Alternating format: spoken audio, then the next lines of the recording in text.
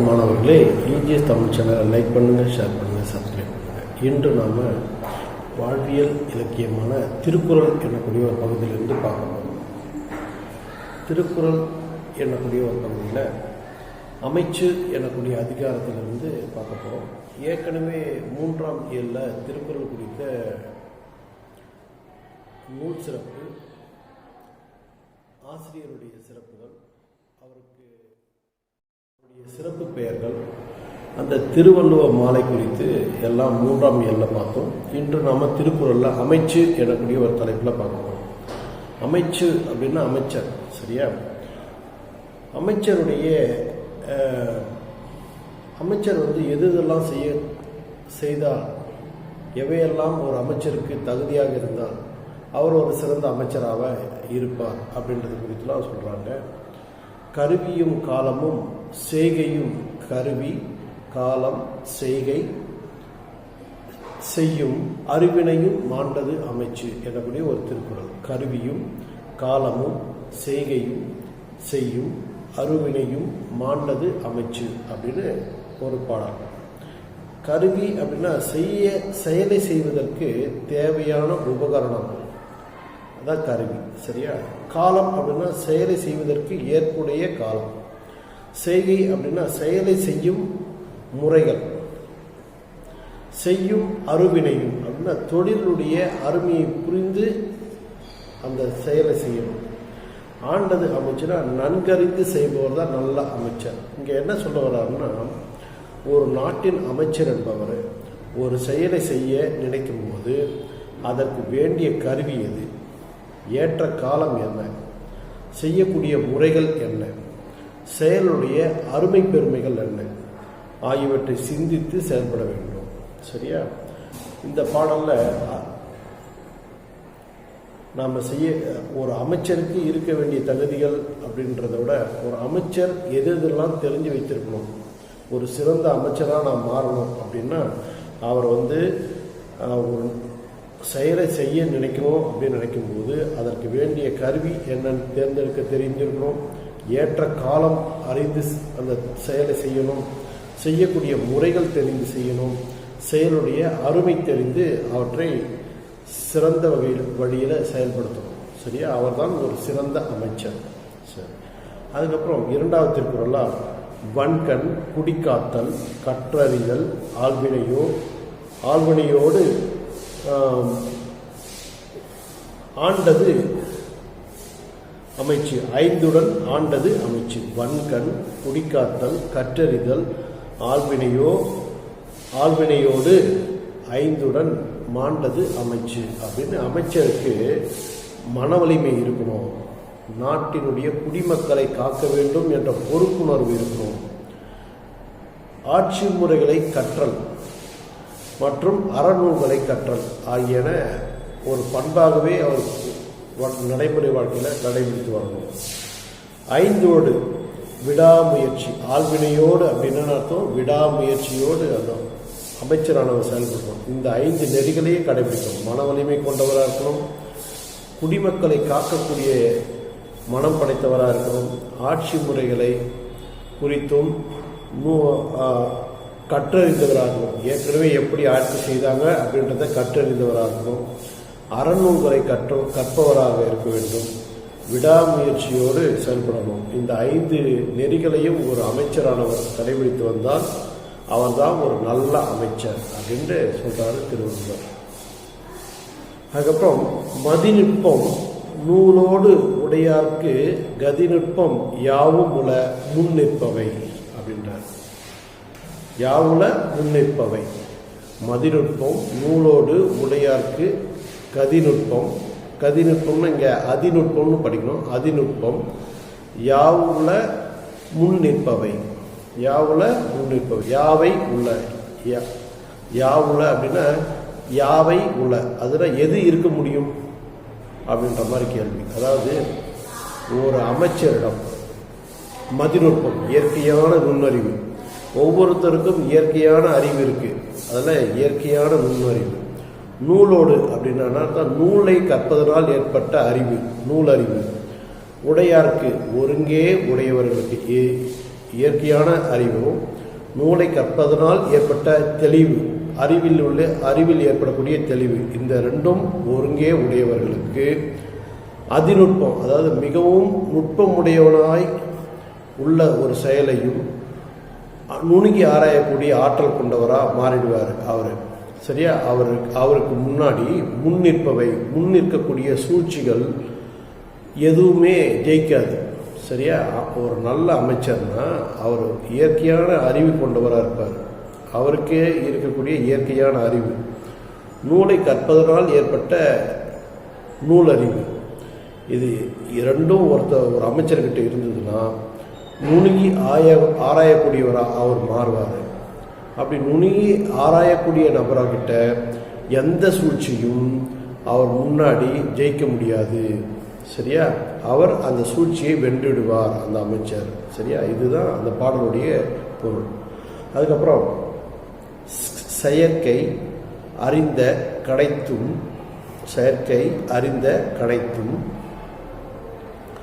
உலகத்து இயற்கை அறிந்த செயல் அப்படின்றாங்க. இங்கே செயற்கை அறிந்த கடைத்தும் அப்படின்னா நூல்களை கற்று செயல்களை செய்யும் முறைகளை அறிந்திருந்தாலும்,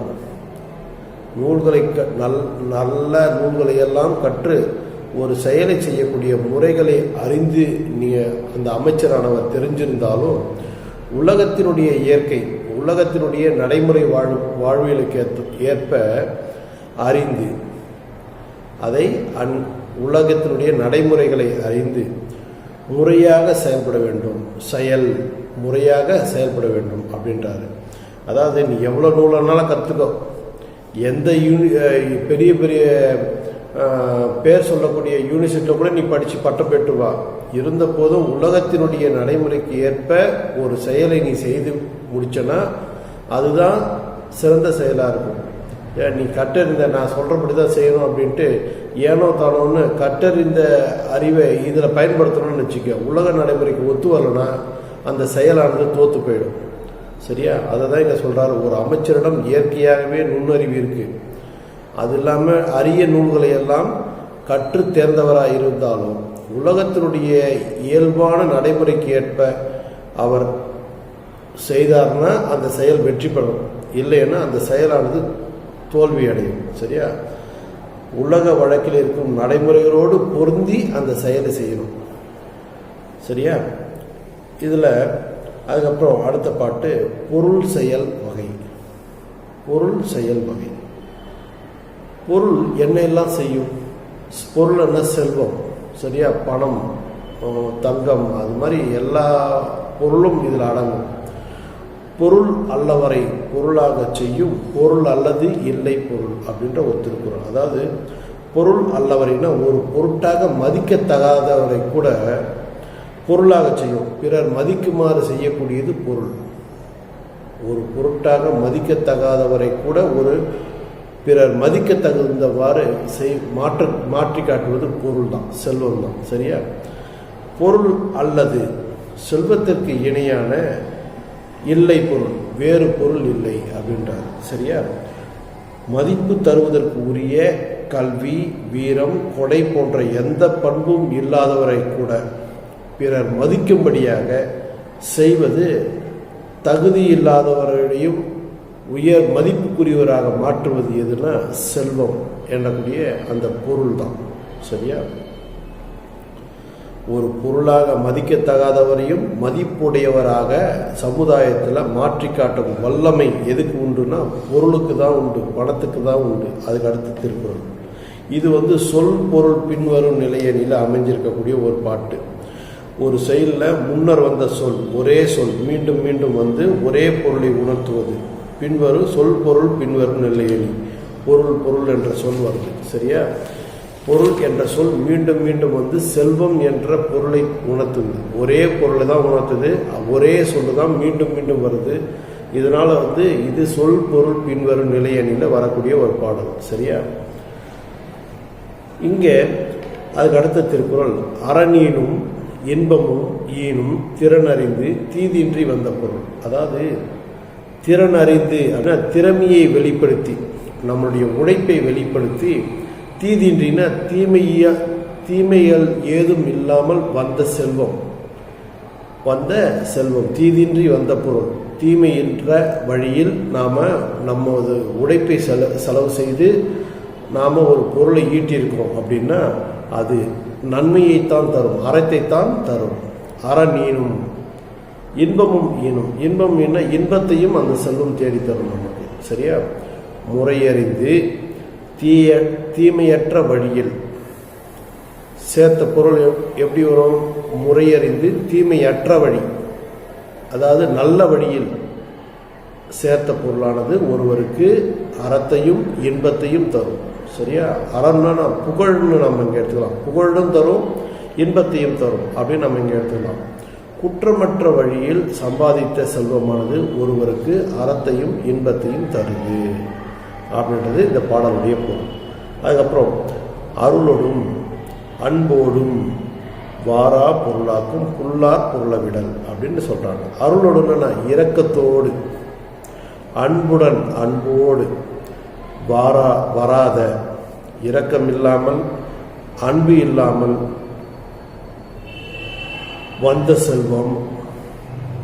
வந்த செல்வத்தை நாம் நீக்கிடணும். நாம் அதை பற்றக்கூடாது, நம்ம பாக்கெட்டில் அதை போடக்கூடாது. சரியா?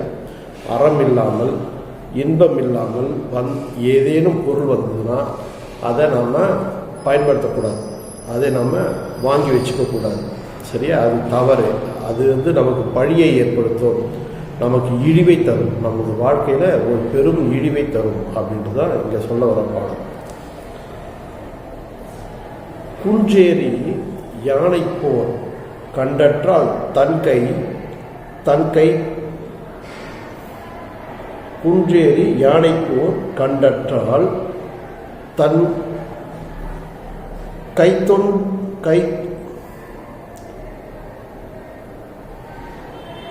கை தொன்று உண்டாக செய்வான் வினை அப்படின்றார். தன் கைத்தொன்று உண்டாக செய்வான் வினை அப்படின்றார். அதாவது மலை மேலே ஏறி யானை மலை மேலே ஏறி நின்று பாதுகாப்பாக நின்று கொண்டு தரையில் 2 யானை சண்டை போட்டுருக்கு. அதை பார்ப்பது எவ்வளவு பாதுகாப்பானதோ அது போன்றது தான். எப்படி தன்னுடைய கைப்பொருளை கொண்டு, தன் கைப்பொருள் கொண்டு ஒரு சிறிய தொழிலை ஒன்று செய்கிறாரு. இப்போ என்கிட்ட 5 லட்சம் ரூபாய் இருக்குது, ஆனால் நான் தொழில் செய்வதற்கு 3 லட்சம் ரூபாய் பணத்தை போட்டு தொழில் செய்கிறேன் அப்படின்னா அது பாதுகாப்பான தொழிலாக இருக்கும். ஒரு நாள் வருமானம் வந்தாலும் பார்த்துக்கலாம், ஒரு நாள் வருமானம் வரலனாலும் பார்த்துக்கலாம். ஏன்னா நாம் யாருக்கும் கடன் வாங்கலை, யாருக்கும் கடனுக்கு பதில் சொல்லலை, தேவையில்லை, யாருக்கும் வட்டி கட்ட தேவையில்லை. ஸோ தொழிலில் இன்றைக்கி வருமானம் வந்தால் பார்த்துக்கலாம், இல்லை நாளைக்கு வரப்போகுது அப்படின்ற எதிர்பார்ப்போடு நாளைக்கு போய் உட்காரலாம். சரியா? அது அந்த மாதிரி தொழில் செய்வது குன்று ஏறி அதன் மீது பாதுகாப்பாக நின்று தரையில் நடக்கக்கூடிய யானைகள் 2 சண்டை போடுதுன்னா அதை பார்ப்பது எவ்வளவு பாதுகாப்பானதோ அது போன்றது தன் கைப்பொருள் கொண்டு தொழில் செய்வது அப்படின்றாங்க. இந்த பாடலில் ஓமை அணியானது அமைஞ்சிருக்கு. ஒரு பொருளை அதன் தன்மை கொண்ட உயர்வான பொருளோடு ஒப்பிட்டு கூறுவது ஓமை அணி. சரியா? சரி. மலை மீது நிற்பவன் அச்சம் ஏதுமின்றி நிலத்தில் யானைகள் போர் புரிவதை காண்பது தன் கைப்பொருள் கொண்டு ஒருவர் ஒரு செயலை செய்வதற்கு சமமானது அப்படின்னு இங்கே சொல்கிறாங்க. சரியா? இந்த பாடலில் ஓமை அணி அமைஞ்சிருக்கு. பாதுகாப்பான ஒரு செயல் அப்படின்றார். யானைகள் போர் புரிவதை பார்க்கறது, மலை மேலே ஏறி நின்று பார்க்கறது எப்படியோ அதுபோல் இங்கே நாம் கைப்பொருள் கொண்டு தொழில் செய்வது. அதுக்கு அடுத்த பாடல் செய்க பொருளை. ஒரு பொருளை நாம் தேடி சேர்க்கணும். செய்க பொருளைன்னு அர்த்தம் பொருளை தேடி சேர்க்கணும், உழைத்து பொருளை தேடி சேர்க்கணும். செருணர் பகைவர், செருக்கறுக்கும் அப்படின்னா இருமாப்பு அறுக்கும்னா அது இருமாப்பை அடக்கும். அதனின் அதை விட கூறியது கூர்மையான ஆயுதம் இல்லை. அதாவது நாம் பொருளை தேடி சேர்த்துட்டோம்னா நம்முடைய பகைவரை வெல்வதற்கு அதை விட ஒரு கூர்மையான ஆயுதம் இல்லை அப்படின்றார்.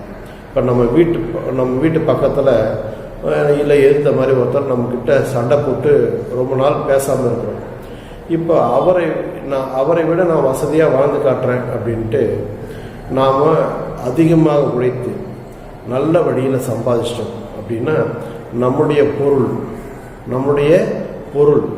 நம்முடைய பகைவரை எளிதில் தாக்கி அழிக்கும் அப்படின்றாரு. எளிதில் தாக்கி அழிக்கும். நாம் குத்தவே தேவையில்லை. நம்முடைய அம்பை நாம் அவர் மேலே செலுத்த வேண்டிய தேவையில்லை. ஆனால் அந்த அம்பை விட கூர்மையான ஆயுதம் எதுனா பொருள் தான் அப்படின்றார். ஒரு பொருளை நாம் தேடி சேர்க்கணும். அவருடைய பகைவரை, என்னுடைய பகைவரை வெல்லும் கூர்மையான ஆயுதம் அந்த பொருளை தவிர வேறு எதுவும் இல்லை அப்படின்றார். சரியா? கூடா நட்பு என்றக்கூடிய அதிகாரத்தில் தொழுத கையுள்ளும் படையொடுங்கும். எவனாச்சும் ஒரு பகைவன் நம்மை வணங்குறான் அப்படின்னா அவன் கைகளுக்குள்ள கூட ஒரு ஆயுதமானது மறைந்திருக்கும். அது போலதான் ஒன்னார் அழுத கண்ணீரும் அனைத்து. ஒன்னார் எழுத கண்ணீர்னா பகைவர் அவர்கள் அழுகின்ற போது வெளிவருகின்ற கண்ணீர் எதுக்கு ஒப்பானது? அவர்கள் கைகளுக்குள்ள மறைந்திருக்கக்கூடிய ஆயுதத்துக்கு ஒப்பானது. அப்படின்னு நான் அவன் அழறான்னா அவன் ஏதோ ஒரு விஷமமான ஒரு செயலை செய்ய போறான்னு நாம ஜாக்கிரதையாக இருக்கணும் அவன்கிட்ட. சரியா? அதுதான் இங்க சொல்லாரு, பகைவரின் தொழுது நிற்கக்கூடிய கையினுள்ளும் கொலைக்கருவி மறைந்திருக்கும். அது போல அவர் அழுத கண்ணீரின் உள்ளும் வஞ்சகம் மறைந்திருக்கும் என்பதை எச்சரிக்கை செய்கிறார். சரியா? அதுக்கப்புறம் பகை மாட்சி அப்படின்னும் போது அன்பிலன் ஆன்ற துணையிலான் தான் துள்வான் என்பரியும் ஏதிலான் தத்துப்பு அப்படின்ற ஒரு பாட்டு. அன்பிலன் ஆன்ற துணையிலான் தான் துள்வான் என்பரியும் ஏதிலான் துப்பு அப்படின்ற. அன்பிலன் ஒருவன் தன் சுற்றத்தின் மேல் அன்பில்லாதவனா இருந்தான். என் வீட்டுக்கு பக்கத்தில் இருக்கக்கூடிய எல்லாரிடத்துலையும் நான் சண்டை போட்டுக்கினேன் அப்படின்னா ஆண்ட துணை, எனக்குன்னு எந்த துணையும் யாரும் எனக்காக பறிஞ்சு பேசி வரமாட்டாங்க. அந்த மாதிரி துணையே எனக்கு இல்லை. எனக்காக என் சார்பில் பேசுறதுக்கு யாரும் இல்லை. அந்த மாதிரி சூழ்நிலை எனக்கும் வலிமை இல்லை, நானும் நோயுற்றவனா இருக்கேன் அப்படின்னா பகைவன் என்னை எளிமையாக வென்றிடுவான். காரணம் என்ன? சுற்றத்தாருடைய நட்பு இருக்கணும். அப்படின்னா சுற்றத்தாருடைய நட்பாகவும் இல்லை. சரி, எனக்கு வலுவான துணைவர்கள் இருக்கும். அதாவது என் பிள்ளைகளோ பொண்டாட்டியோ வலுவானவர்களாக இருக்கணும். அவர்களும் அந்த மாதிரி இல்லை. எனக்கும் வலிமை இல்லை. அப்படின்னும் போது நான் எப்படி பகைவனை வெல்ல முடியாது. பகைவன் என்னை எளிமையாக வென்றுடுவான். சரியா? அதனால தான் சுற்றத்தாரிடம் நாம் நட்போடு இருக்க வேண்டும். சுற்றத்தாரிடம் நாம் நட்போடு இருக்கணும். நாம் நல்ல துணைவர்களை, நமக்காக பரிந்து பேசுபவர்களை நமக்கு துணையாக கொள்ளணும்.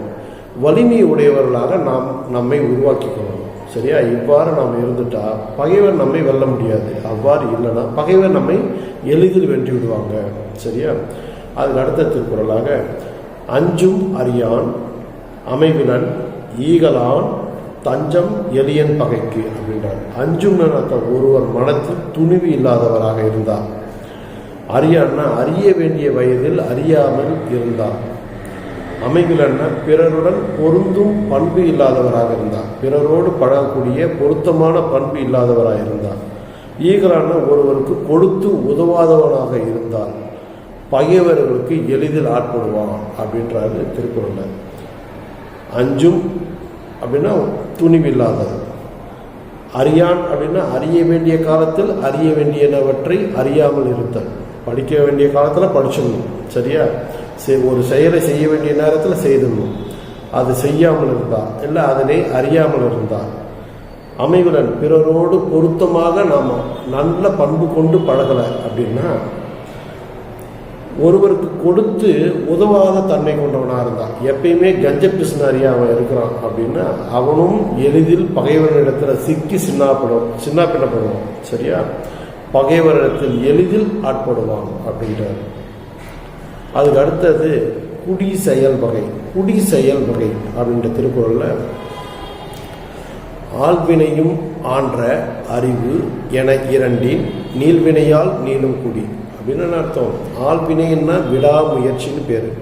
ஆன்ற அறிவுனா சிறந்த அறிவாற்றல் உடையவன் என்ற இவ்விரண்டில் இந்த 2 பண்புல விடாமுயற்சி, சிறந்த அறிவாற்றல், இந்த 2 பண்பும் ஒருத்தங்கிட்ட இருந்ததுன்னா நீள்வினையால் இடைவிடாமல் பின்பற்றின்னு வந்தான் அவன் நீளும் குடி, அவனுடைய குடிப்பெருமை உயர்ந்து விளங்கும், வியக்கும்படியாக உயர்ந்து விளங்கும் அப்படின்றாரு. யாருமே விடாமுயற்சியோடு செய்யணும், எந்த வேலையும் சிறந்த அறிவாற்றலோடு செய்யணும். சரியா? இந்த 2 விஷயங்களும் தொடர்ந்து ஒருத்தர் கடைபிடிச்சிட்டு வராரு, இடைவிடாமல் கடைபிடிச்சிட்டு வராருன்னா அவர் கண்டிப்பாக அவருடைய வாழ்க்கையில் முன்னேற்றம் இருக்கும், உயர்வு இருக்கும். அது அவருடைய குடிப்பெருமையை புகழ்ந்து பேசும்படி உயர்ந்து விளங்கும் அப்படின்னு திருவள்ளுவர் சொல்றார்.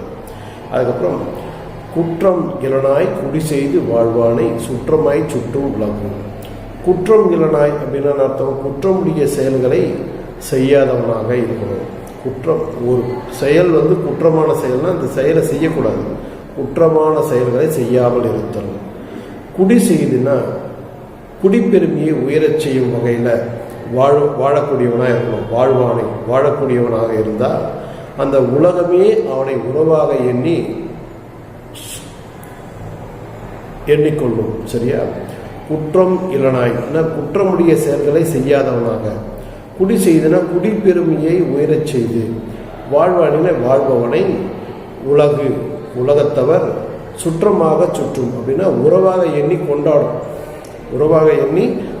இப்போ எப்படி காமராஜரை எல்லா கட்சியும் போற்றி கொண்டாடுது? ஏன்னா குற்றமான செயல்களை செய்ததில்லை. அவர் குடிப்பெருமையை காக்கக்கூடிய உயர்ந்த செயல்களை தான் செய்தார். சரியா? இதனால தான் அவர் வாழ்ந்த போதும் வாழ்விற்கு பிறகும் இன்று வரைக்கும் உலகத்தவர் அவரை ஒரு உறவாக கொண்டாடுறாங்க. சரியா?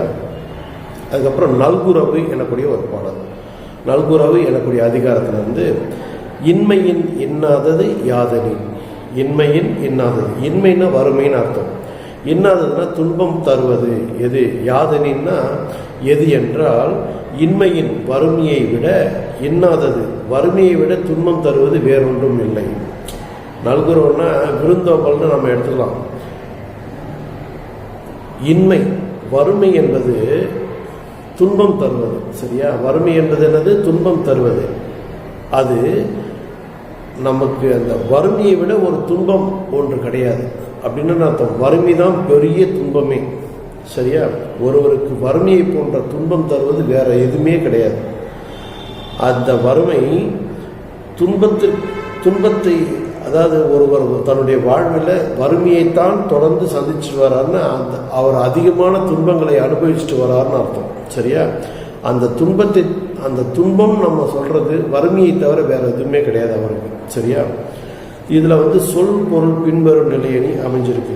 சரியா? இன்மை என்ற சொல், வறுமை என்ற சொல் செயலில் முன்னர் வந்த சொல் மீண்டும் மீண்டும் ஒரே பொருளை தந்து வந்ததுனால அது சொல் பொருள் பின்வரும் நிலையணி.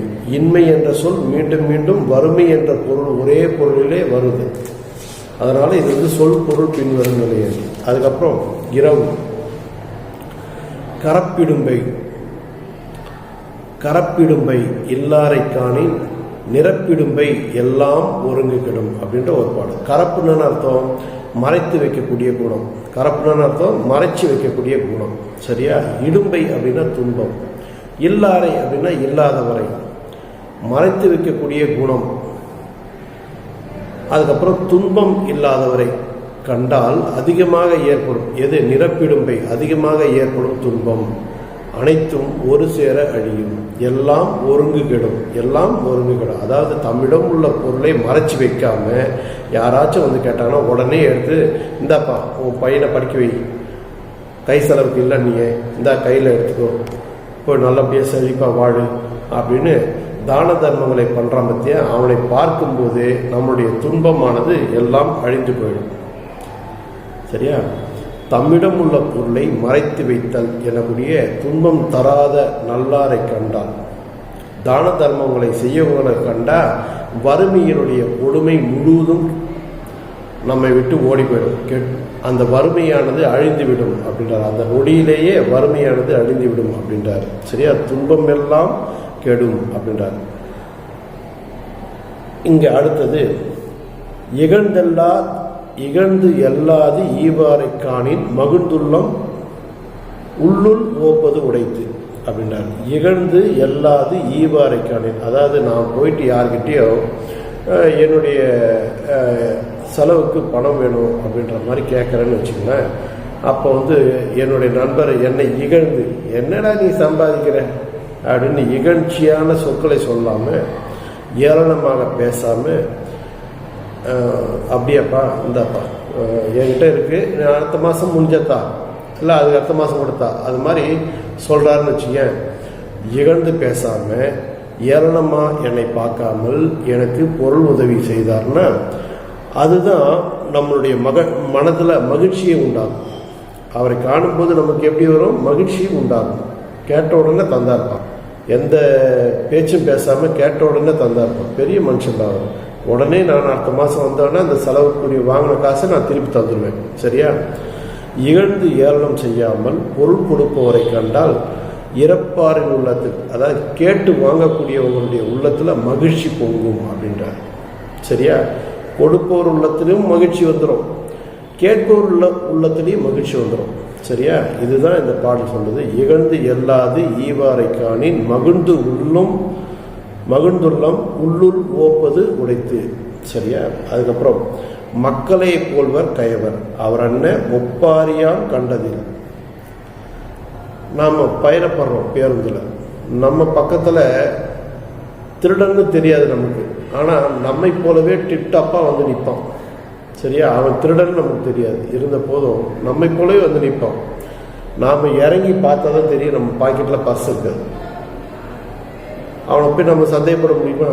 நம்மளை மாதிரியே டிப்டாப்பாக இருப்பான். அதே தான் சொல்கிறார் இங்கே.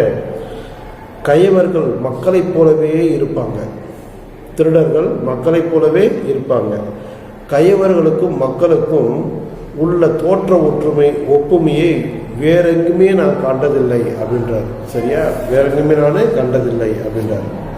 இந்த பாடல்ல ஒரு ஓமி அணி அமைஞ்சிருக்கு. என்னது? மக்களை போலவே கயவர் ஒப்புமைப்படுத்தி சொல்றாரு. அன்ன என்ற ஓம உருவு வந்திருக்கு. இதுல ஒரு பொருளை அதன் தன்மை கொண்ட உயர்வான பொருளோடு ஒப்பிட்டு கூறுவது ஓமி அணி. சரியா? அதுக்கு அடுத்தது வஞ்ச புகழ்ச்சி அணியில் அமைஞ்சிருக்கக்கூடிய ஒரு பாட்டு. தேவர் அணையர் கயவர். தேவரும் கயவர்களும் அவரும் தாம் மேவன செய்து விடுகிறான். அவர்கள் எண்ணத்தில் எண்ணியதை செய்துவிட்டு போயிடுவாங்க அப்படின்றாரு திருக்குறள்ல. தேவர் தேவர் அப்படின்னா விண்ணுலகத்தில் வாழக்கூடிய தேவர்கள் நல்லதை செய்கிறாங்கன்னு வச்சுக்கோ. கயவர் அப்படின்னா தீயவர், அவர்கள் தீமையை செய்யக்கூடியவங்கன்னு வச்சுக்கோ. இப்போ இந்த ரெண்டு பேரும் தன்னுடைய மனத்தில் என்ன எண்ணியிருக்காங்களோ அதை செய்துவிட்டு போயிடுவாங்க. நல்லதாக இருந்தாலும் சரி, தீயவர்கள் கெட்டதை செய்கிறாங்க, தேவர்கள் நல்லது செய்கிறாங்க. நல்லவர்கள் நல்லது செய்வதும் தீயவர்கள் தீயவை செய்வதும் அவர்கள் எண்ணியதை அந்த நொடிகள் செய்துவிட்டு போயிடுவாங்க அப்படின்றாரு திருவள்ளுவர். சரியா? இந்த பாடலில் வஞ்ச புகழ்ச்சி அணி அமைஞ்சிருக்கு. எப்படி அமைஞ்சிருக்கு? ஒன்றினை புகழ்வது போல பழிப்பது போல புகழ்வது தான் வஞ்ச புகழ்ச்சி அணி. இந்த குறளில் கயவர்களை திருடர்களை தேவர்களுக்கு ஒப்பாக கூறி புகழ்வது போல பழிக்கப்படுவது, அதுதான் இங்கே வஞ்ச புகழ்ச்சி அணியாக வந்திருக்கு. சரியா? சொல்ல பயன்படுவர் சான்றோர், கரும்பு போல் கொல்ல பயன்படும் கீழ் அப்படின்ற ஒருத்தர். சான்றோர்னா யாரு? மேன்மக்கள், நல்ல நூல்களை கற்றறிந்த சான்றோர்கள். சரியா? சொல்ல அப்படின்னா குறையை சொல்லிய கணமே என்ன பண்ணுவாங்க? உதவுவாங்க. சான்றோர்கள் எப்பொழுதுமே நமக்கு இந்த குறை இருக்கு, எனக்கு கொஞ்சம் கொடுத்து உதவு செய்யுங்க அப்படின்னு சொல்லிட்டு கேட்குறேன்னா உடனே உதவுவாங்க. அவங்க தான் சான்றோர்கள். சரி, இன்னொருத்தர் இருக்கிறான் கீழானவன், கீழ் அப்படின்றாங்க. கரும்பு போல் கொல்ல பயன்படும் கீழ் அப்படின்றாங்க. அவன் யாருன்னா கயவன். அந்த கயவன் கிட்ட நிறைய பொருள் இருக்கும், இருந்த போதும் கேட்ட உடனே தரமாட்டான். அவனை கரும்பு போல புழிஞ்சாதான் எங்கன்னா மறைச்சி வச்சுக்கிற இடத்துல எடுத்து தருவான். சரியா? திருடன். ஒருவர் தம் குறையை சொல்லி கேட்ட உடனேயே உதவி செய்வார். அவர் யாரு? சான்றோர். கரும்பு பிழிவது போல நெருக்கி பிழிந்தால்தான் மறைச்சி வச்சிருக்கிற பொருளை எடுத்துட்டு வந்து தருவான் திருடன். சரியா? தன்னை ஒருவர் அணுகி குறையை சொன்னதும் இரக்கத்துடன் சான்றோர் உதவி செய்வார். ஆனால் கைவன் என்ன பண்ணுவான்? கரும்பு கசக்கி பிழிவது போல நெருக்கினால்தான் எந்த ஒரு செயலுக்கும் அவன் பயன்படுவான். இல்லை அவன் மறைச்சி வச்சிருக்கிற செல்வத்தை எடுத்து தருவான். சரியா? இதுதான் இந்த பாடலில் இருக்கக்கூடிய பொருள். திருக்குறளை பொறுத்த வரைக்கும் கரப்பிடும்பை இல்லாத இந்த தொடருடைய பொருள் யாது அப்படின்னு கேட்டோம்னா, தன்னிடம் உள்ள பொருளை மறைத்து வைத்துக் கொண்டு இல்லை என்று கூறாதவர்கள் சான்றோர்கள் தான் கரப்பிடும்பை இல்லாத. சரி, வறுமையின் காரணமாக உதவி கேட்டு வருபவருடைய தன்மானத்தை எள்ளி நகையாடுவது குறித்து குறள் என்ன சொல்லுது அப்படின்னா, வறுமையின் காரணமாக உதவி கேட்டு வருபவருடைய தன்மானத்தை எள்ளி நகையாடக்கூடாது, எள்ளி நகையாடக்கூடாது, அவர்களை இகழ்ந்து பேசக்கூடாது, சிரிச்சு அவர்களை ஏளனப்படுத்தக்கூடாது, அது அவரை துன்புறுத்தும். சரியா? அவ்வாறு இல்லாமல் இகழ்ந்து ஏளனம் செய்யாமல் பொருள் கொடுப்பவரை கண்டால் உதவி கேட்டு வருபவருடைய உள்ளத்துல மகிழ்ச்சி பொங்கும் அப்படின்னு சொல்றாரு திருவள்ளுவர். சரியா? வள்ளுவம் சிறந்த அமைச்சருக்கு கூறிய இலக்கணங்கள் நமக்கு பொருந்துவதை குறள் வழி விளக்குக அப்படின்ற மாதிரி ஒரு கேள்வி வரலாம். ஒரு அமைச்சர் என்பவர் எப்படி இருக்கணும்? தொழில் செய்வதற்கு தேவையான கருவி, அதற்கு ஏற்ற காலம், செயலுடைய தன்மை, செய்யக்கூடிய முறை ஆகியவற்றை அறிந்து ஒரு செயலை ஒரு சிறந்த அமைச்சரானவர் செய்வார். சரியா? அதுக்கப்புறம் ஒரு அமைச்சருக்கு மன வலிமை இருக்கணும், குடிமக்களை காக்கக்கூடிய பண்பு இருக்கணும், ஆட்சி முறைகளை கற்றறிந்தவராக இருக்கணும், நல்ல நூல்களை நீதி நூல்களை கற்றறிந்தவராக இருக்கணும், அதுக்கப்புறம் விடாமுயற்சி கொண்டவராக இருக்கணும். இந்த 5 பண்பும் ஒரு சிறந்த அமைச்சராவதற்கு தகுதியானது. சரியா? இயற்கையான நுண்ணறிவு, நூலறிவு உடைய அமைச்சர்களுக்கு முன்னாடி எந்த சூழ்ச்சியும் வெற்றி பெற முடியாது. ஒரு செயலை செய்வதற்கு முறையாக நூல் வழி நீங்கள் கற்றிருந்தாலும் உலகியல் நடைமுறைகளுக்கு ஏற்ப அந்த செயலை செய்து முடிச்சாதான் அந்த செயலானது வெற்றி பெறும். சரியா?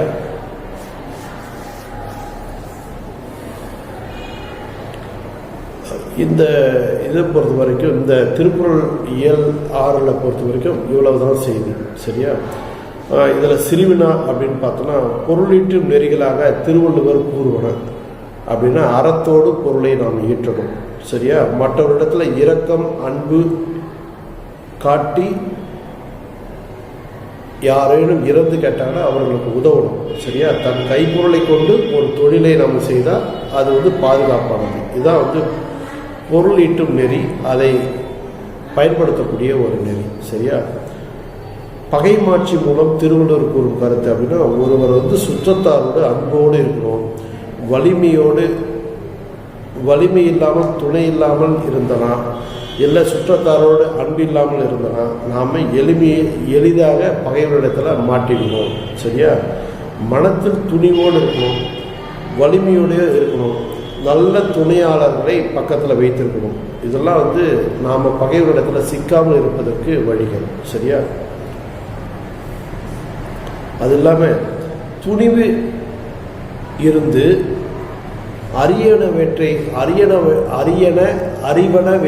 அறிவனவற்றை நாம் அறிந்து வைத்திருக்கணும். நல்ல பண்பு கொண்டவர்களாக இருக்கணும், கொடுத்து உதவக்கூடிய பண்பு கொண்டவர்களாக இருந்தால் நம்மை பகைவர்கள் நெருங்க முடியாது. சரியா? இவ்வளவுதான் இந்த திருக்குறளை பொறுத்த வரைக்கும். திருக்குறளில் உள்ள இலக்கண குறிப்புகளை நம்ம இப்போ பார்க்கணும். அருவினை அப்படின்றது பண்பு தொகை. சரியா? அறிந்து என்பது வினை எச்சம். அதுக்கு பிறகு அரணீனும் இன்பமும் ஈனும் திறனறிந்து, இதெல்லாம் 2ஆம் வேற்றுமை தொகைகள். சரியா? அரண் என்பது கடைப்போடி அறம் அப்படின்னு வரணும். இம்மானது இன்னாக வருது, கடைசி எடுத்து கெட்டு வருதுனால வேறு மாதிரி வருதுனால அது கடைப்போடி. திறன் அப்படின்னு ஒரு சொல், அதை கடைசி எடுத்து திறம் என்பது இம்மானது கெட்டு திறன் அப்படின்னு வருது, அதுவும் கடைப்போடி. வந்த என்பது பெயர் எச்சம், வந்த அப்படின்றது பெயர் எச்சம். அதுக்கப்புறம் அருளோடும் அன்போடும் அப்படின்னு என்பது வெளிப்பட்டு வர்றதுனால என்னும்மை. வாரா என்பது ஈறுகட்ட எதிர்மறை பெயரெச்சம். விடல் அல் என்பது ஈற்று வியங்கோல் வினைமுற்று. குன்றேறி என்னும்போது 7ஆம் வேற்றுமை தொகை. செய்க என்பது வியங்கோல் வினைமுற்று. செருணர் செருக்கு அப்படின்னா 6ஆம் வேற்றுமை தொகை. இல் அப்படின்னா இல்லை என்பதனுடைய இடைக்குறை. தொழுத கை, அழுத கண்ணீர், இதெல்லாம் வினைத்தொகையில் வரும். அழுத அப்படின்னா பெயர் எச்சம். ஆன்ற அப்படின்னா பெயர் எச்சம். உலகு என்பது இடவாகு பெயர். இன்மை என்பது பண்பு பெயர்.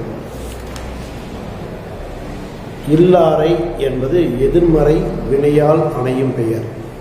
கெடும் என்பது செய்யும் என்னும் வாய்ப்பாட்டு வினைமுற்று.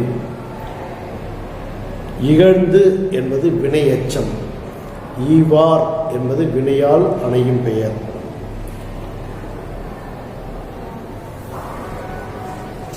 அதுக்கப்புறம் கண்டது அப்படின்னா தொழிற்பெயர். அன்ன அப்படின்றது ஓம உருவு. இல் அப்படின்னா இல்லை என்பதனுடைய இடைக்குறை. இவ்வளோதான் இந்த பாடத்தில் இருக்கக்கூடிய இலக்கண குறிப்பு. அதுக்கப்புறம் பகுபத உறுப்பிலக்கணம். பகுபத உறுப்பிலக்கணம் அப்படின்னும்போது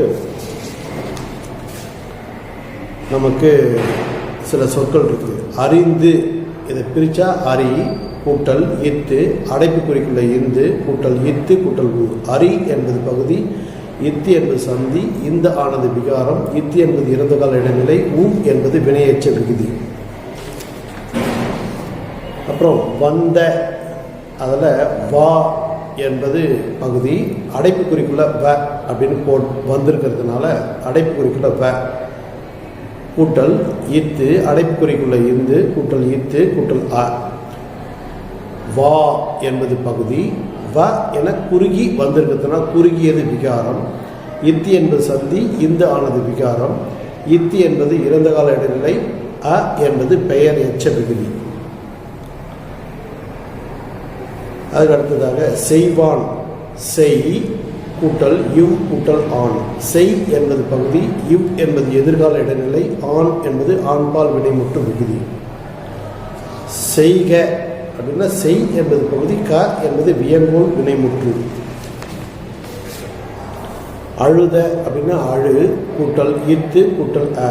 அழு பகுதி, இத்து என்பது இறந்த கால இடைநிலை, அ என்பது பெயரச்ச விகுதி.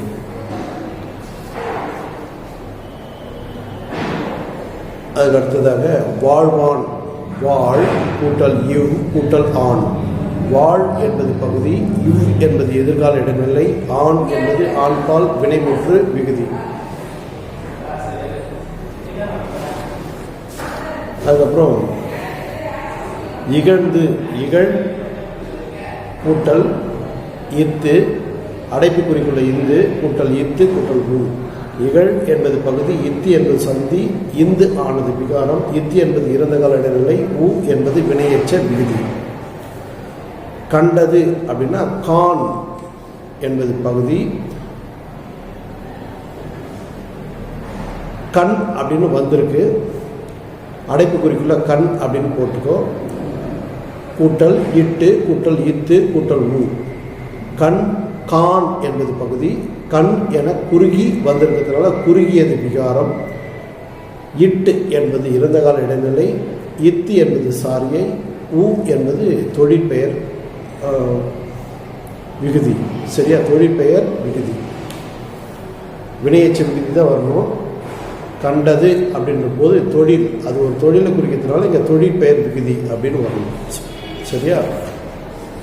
இவ்வளோதான் இந்த பாடத்தில் இருக்கக்கூடிய இலக்கண குறிப்பு பகுதி இருக்கணும். நன்றி மாணவர்களே. இஜிஎஸ் தமிழ் சேனலை லைக் பண்ணுங்கள், ஷேர் பண்ணுங்கள், சப்ஸ்கிரைப் பண்ணுங்கள். நன்றி, வணக்கம்.